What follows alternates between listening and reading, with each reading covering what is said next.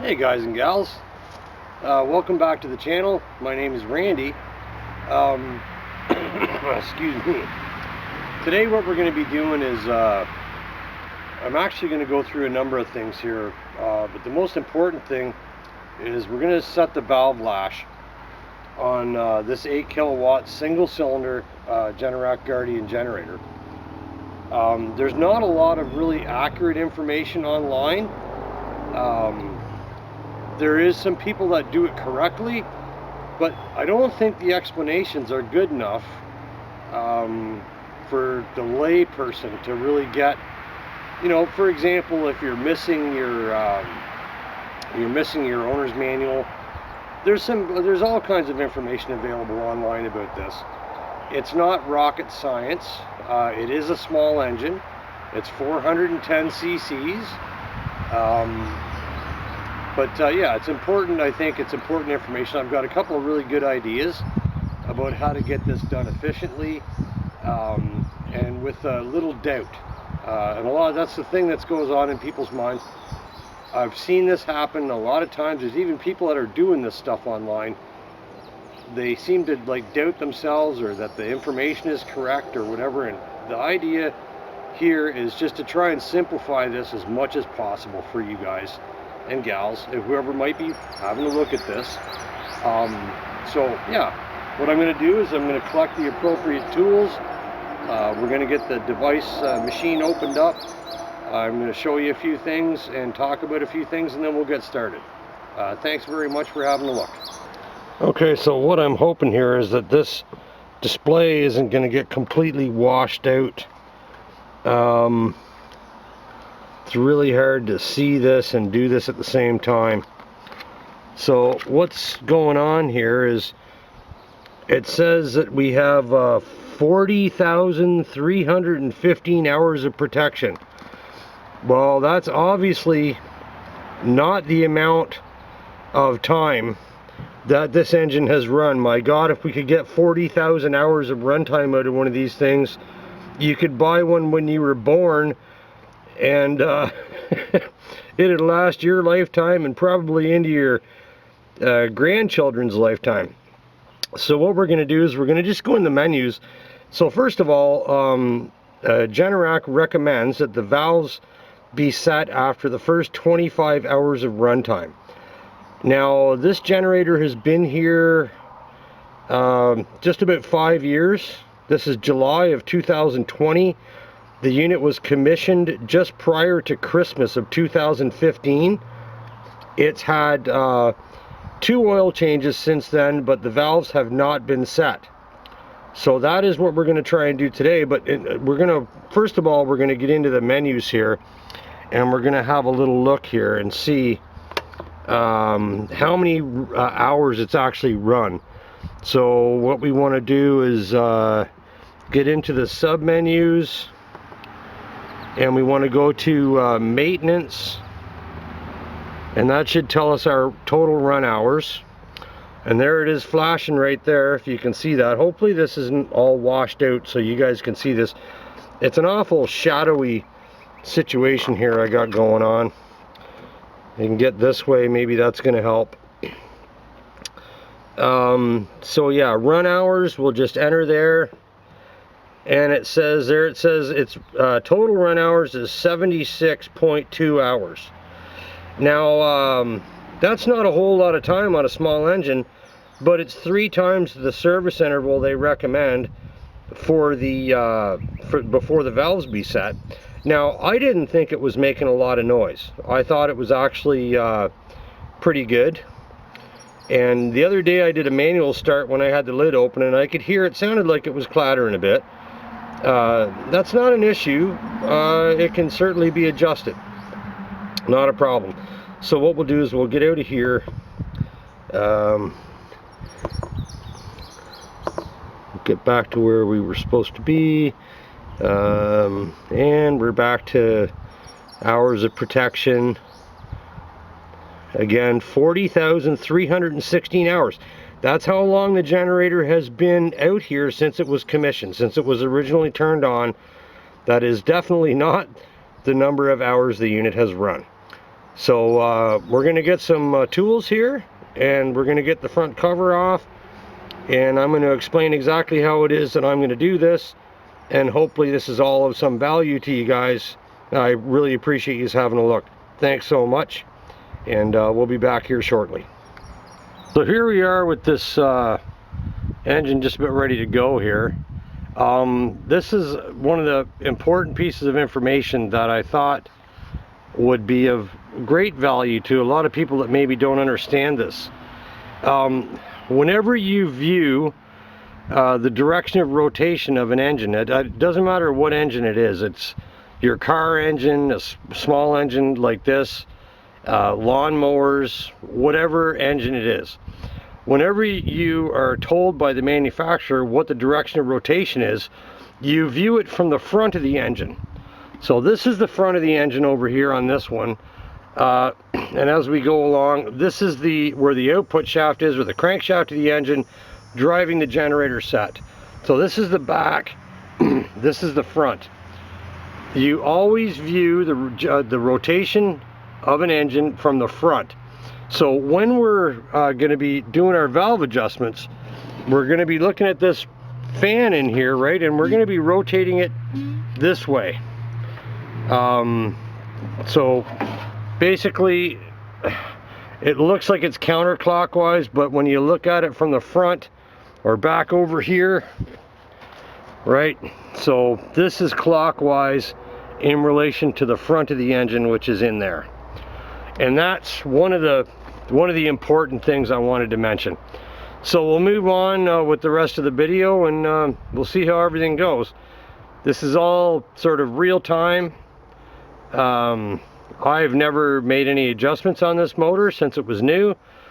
They said you're supposed to adjust the valves after 25 hours, and as we saw before, we had 76.2 hours. So we're ready to go and find out what's happening in here. All right, we'll see you guys in a bit when we get back with the next part of this video. Okay, so I'm going to try and keep my body and that out of the way of the clear view. First thing, you need to take your spark plug boot off. This rubber grommet is going to need to be removed, and we can just sort of stick that where it's out of the way. And we got to get the spark plug out, and this particular spark plug is a 5/8 spark plug socket. So there's two kinds of spark plug sockets in the world, 5/8 and 13/16. This is the smaller one, guys. So let's see what happens here. Now remember, this is real time, and I have never done this before. So this is a whole new experience for me and you, but I have set valves on car engines and lawn mowers and tractors and all kinds of stuff over the years. So this isn't going to be rocket science, and I got some real neat info for you. Well, now look at that. So this is a Champion RC12YC, and it's kind of funny because my book calls for an RC14YC. So a little bit hotter heat range. When it comes to spark plugs, the larger the number, the cooler the plug. The smaller the number, the hotter the plug. So there's another piece of information that might be of some use to people. So we'll just put that there. Now, I used a 3/8 socket to get the spark plug out, but when it comes to dealing with this 10mm stuff, honestly, 1/4 inch drive is the best way to go, because you know, you're not going to be able to over torque. Well, you can over torque it. Anybody that wants to play Hercules is going to over torque this, guaranteed. But you know, it's those weren't in there, I would say, any more than maybe 7 foot-pounds tops. They just were not that tight at all. So we want to keep these fasteners separate from the ones that held the cabinet together. So we'll just put them there along the bottom. Yeah, I wanted to mention that I am going to be doing an oil change on this too as well. Now, like I said, this thing's been out here. It's had 2 oil changes since I bought it. It's been out here for almost 5 years. This December it'll be 5 years. Well, technically 4 years. 2021 will be 5 years, but okay. So there's those. So the spark plug's out. You want to be careful not to drop anything down there. I mean, there's nothing around here except for the tools I have. We're not, you know. And look at that. The gasket's going to stay right in place on the head, which is a good, or on the cylinder head, which is a good thing. Since I don't have another one, you got to remember though that if you're not over torquing this stuff, that gasket will probably last a very, very long time. Okay, so here we get on to the important fun stuff. Whenever you're looking at an engine, this is the exhaust pipe right here, okay? So this is the exhaust. Here's the carburetor coming into the intake. This is the intake valve. This is the exhaust valve. So it's important that people understand how a 4-stroke engine works. And I know there's a lot of guys out there that are going to, oh, you're going to get into this. Well, you know what? Some people don't get it. So a 4-stroke engine works, it's a 4-stroke engine for a reason. The piston goes down, the intake valve opens, this is the intake stroke. The suction of the piston going down in the cylinder draws the fuel from the carburetor into the cylinder. Then we have what's called the compression stroke. Both valves are closed, the piston comes up, compresses the fuel. At the top of the compression stroke, the spark plug ignites the fuel charge that's under compression, boom. Then we have what's called the power stroke. The explosion in the cylinder of the burning gases causes the piston to move to the bottom. That's the power stroke. And then the exhaust stroke comes after the power stroke. The exhaust valve opens as the piston is moving back up, forces the exhaust gases or burnt fuel gases out the exhaust, and then the cycle starts over again. Piston goes down as intake valve opens, fuel is drawn in, both valves are closed, compression stroke happens, power stroke, spark plug ignites the fuel, down it goes, exhaust stroke comes up. So this is how we're going to use this principle of how a 4-cycle engine works to figure out exactly where we need to be to set our valves. So this is the exhaust valve and this is the intake valve, and I promised I was going to try and stay out of the way of all this. We're back with a different view angle. I thought it might be important to get a little bit more of a close-up. It's really, you know, guys, it's really difficult to make this type of a video without extra hands because there's a lot of things going on here and we're moving around, and I'm, you know, if my arm gets in the way of something in the field of view, you know, please don't hold it against me. I'm doing the best I can. So remember, whenever you're looking at a small engine, okay, so here's our tappet cover, right? Our valve cover, as they call it on an automobile. It's been removed. So whenever you're looking at an engine, you need to look for the exhaust. Here's the exhaust. The valve, obviously closest to the exhaust, is the exhaust valve.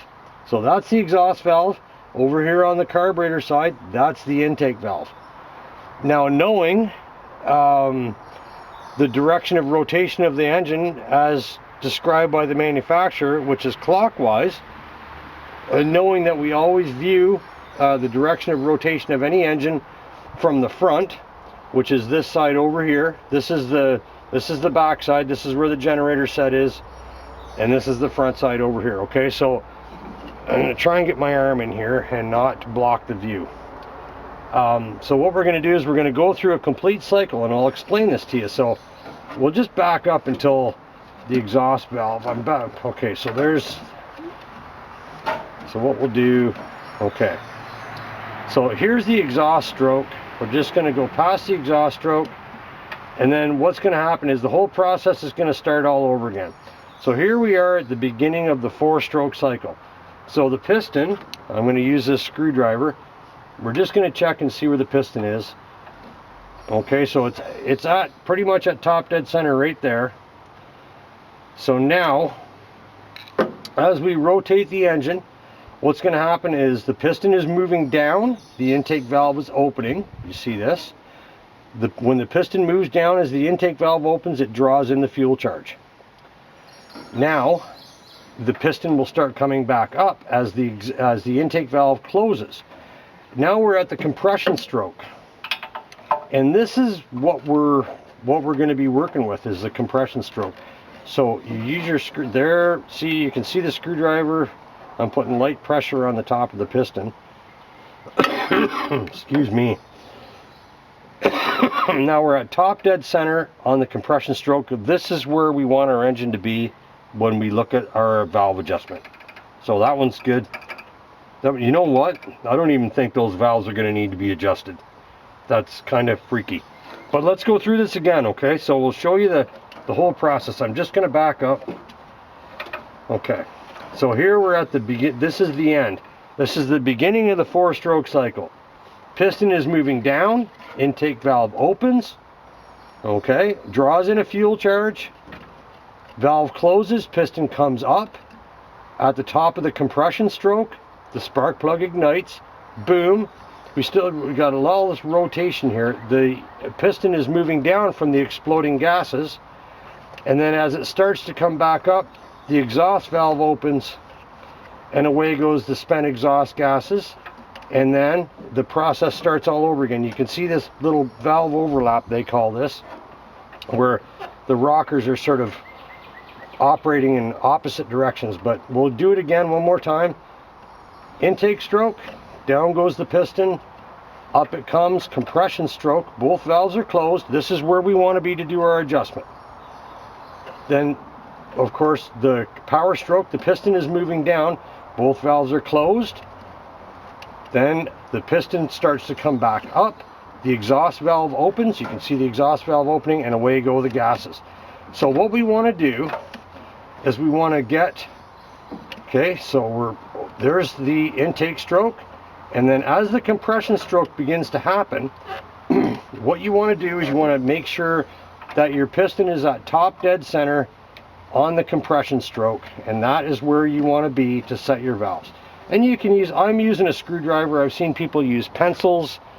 I really wouldn't recommend it if you got the pencil caught in there through some, you know, accident or whatever, and it broke off. You'd be looking at taking your motor apart. I wouldn't put anything in here that would break if it got caught. A screwdriver isn't going to break, but yeah, so you want your top dead center, and you can see just over the center. If you're looking at the screwdriver, you can see that. Okay, so we're just, there's top dead center. And now this is where we're going to set our valves. So I've got these feeler gauges here, and these things, man, these guys are, they're getting cheap. Like, I don't know if you can see that. The smallest feeler gauge in the pack is 004 or 4 thou, and the manufacturer wants this set between 2 and 4. So I don't have anything small enough to check this, but I can tell already that I'm really not going to need to do much here. That 4 thou barely fits in there. It just wants to go in, so I know that one's 3. This one, it won't go in at all, so that one's probably 2. So a little tight on the exhaust side, but that's okay, because you know what, this thing ran perfect, and I am not going to mess with this. So I'm not going to mess with it. I don't need to. But if you do want, if you're going to do this, this is what has to happen. You need a 10mm Allen wrench that goes in the top, and down here is the jam nut, right? So you would break this loose, and you would tighten or loosen the rocker here with the Allen wrench, and then you would jam the nut back down, and that would be it. Now, you know, I'm actually kind of surprised after since it was brand new, 76.2 hours, that we don't have any need to make any adjustments. The thing is, it runs perfect. This is just general maintenance. I thought it was time. It really needed to be done, or at least looked at, and that's why we're here right now. Okay. So yeah, fantastic. All I can say is that it was kind of disappointing from the viewpoint of not being able to show you any adjustments, but like I said, this is how you do it. Break the jam nut loose and tighten or loosen the rocker as required with your feeler gauge, and you know, tighten the jam nut down again, and that's all there is to that. So what we're going to do is we're going to go ahead and put this guy back together. Gasket is still attached to the cylinder head. I didn't disturb that because you know, I don't have another gasket, but like I said before in the other portion of the video, the gasket will last an awfully long time if you don't over torque it. And it looked like it was neoprene. It didn't look like it was cork or anything like that, so it's probably going to last a very, very long time. So we're just going to put these screws in by hand first, and again, very gently get these guys put down.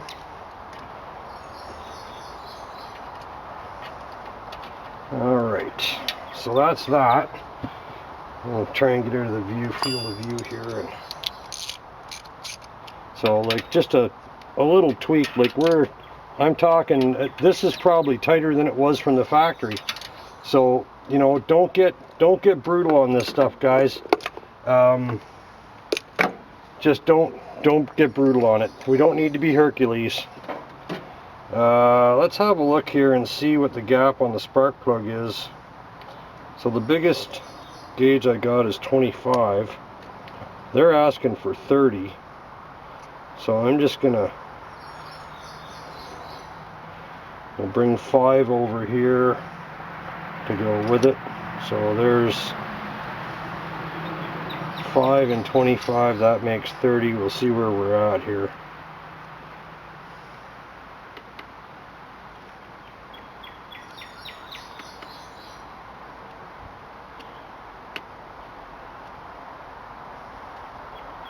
A little tap there, and okay, I think we're going to be good with that. That looks like 30 to me. And this plug was in excellent condition. I did not see anything wrong with it at all. So we're going to go ahead and put that back in there.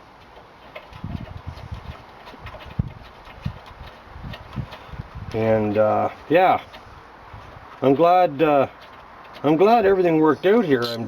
I'm actually kind of surprised that we didn't have any need to do any adjustments. So spark plug, that's cinched down. Got those. That's the nice thing about spark plug sockets, eh?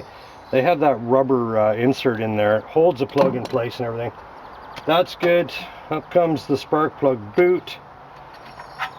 Back on that goes.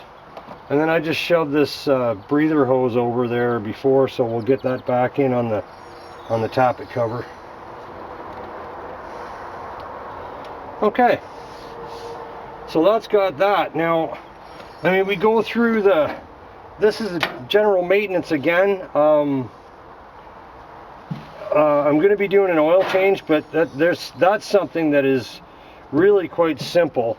And a lot of people have videos online of that. I mean, if somebody really wanted me to show that, I'd do it maybe next time I do one. But basically what we do is we pull the cold weather kit off, we take the filter off, drain the oil by, you know, moving this little fella here. It comes off. This comes down and out of here into your drain pan down here. And then when you're done, you put it back up. And you fill your oil. This particular unit takes 1.5 quarts or 1.7 liters is what the manual says. So we'll just make sure that's back on there. Handy having a cold weather kit here in Canada. It does get pretty cold here. Temperatures in the winter sometimes can get down to minus 30 here in Canada, which is, you know, like oh god, I think it's like minus 10 Fahrenheit, something like that. minus 7, minus 8, minus 10.